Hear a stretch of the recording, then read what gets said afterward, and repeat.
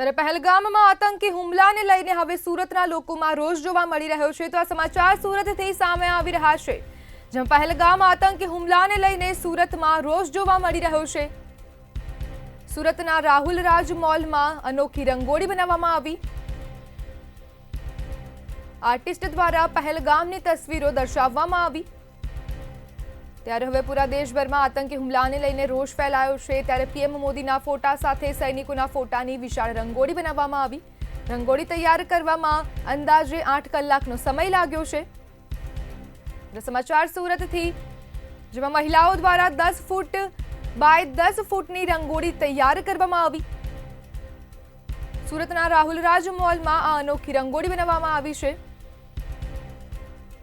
Artist દ્વારા પહેલગામની તસવીરો દર્શાવવામાં આવી। ત્યારે આતંકી હુમલાને લઈને સુરતના લોકોમાં પણ રોષ જોવા મળી રહ્યો છે। પીએમ મોદીના ફોટા સાથે સૈનિકોના ફોટાની વિશાળ રંગોળી બનાવવામાં આવી। રંગોળી તૈયાર કરવામાં અંદાજે 8 કલાકનો સમય લાગ્યો। ત્યારે સમાચાર સામે આવી રહ્યા છે, જેમાં પહેલગામ આતંકી હુમલાને લઈને સુરતના લોકોમાં રોષ જોવા મળી રહ્યો છે। સુરતના રાહુલ રાજ મોલમાં અનોખી રંગોળી બનાવવામાં આવી। આર્ટિસ્ટ દ્વારા પહેલગામની તસવીરો દર્શાવવામાં આવી। પીએમ મોદીના ફોટા સાથે સૈનિકોના ફોટાની વિશાળ રંગોળી બનાવવામાં આવી। રંગોળી તૈયાર કરવામાં અંદાજે 8 કલાકનો સમય લાગ્યો છે।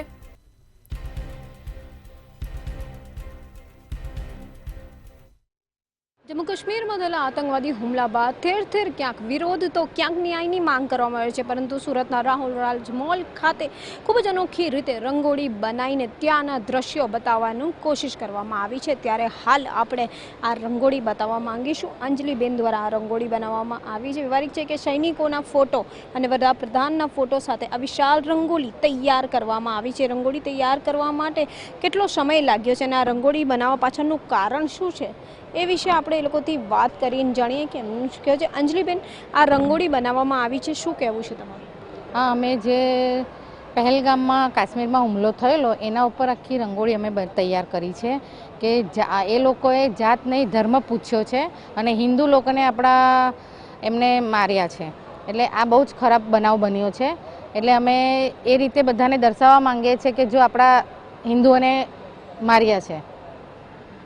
દર્શાવવા માટે તમે રંગોળીની અંદર શેના ચિત્રનો ઉપયોગ કર્યો છે અને કેટલા કલાક એને બનાવવામાં લાગ્યા છે?